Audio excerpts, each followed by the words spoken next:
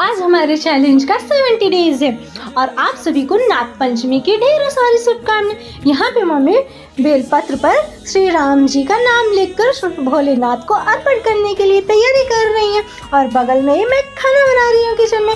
फिलहाल तो मेरा चाय अभी भी किया था, आपको दिखाया नहीं था, तो आज हम दिखाने वाले हैं। ये रहा हमारा शॉपिंग। तो गाइस ये है और ये मेरा है जो मैंने पहना हुआ है। हम दोनों का सेम है, बस कलर का डिफरेंट है। ये मेरा है, ये मैं ली हूँ और ये मैं ली हूँ। ये भी सेम है, बस कलर का ही डिफरेंट है हम दोनों हाँ। में। और ये है गाइस, ये भी हमारा सेम है, कलर भी इसका ये हमने लिया है ट्विनिंग करने के लिए और वो भी हम लोग रक्षाबंधन पे पहनने वाले हैं क्योंकि एक ट्रेडिशनल फेस्टिवल पे ट्रेडिशनल आउटफिट, इसलिए हमने सेम लिया है। हाँ। और गाइस ये मेरा है, ये मेरा है। नहीं गाइस ये मेरा है, ये मेरा है। गाइस मेरा। आप लाइक कमेंट शेयर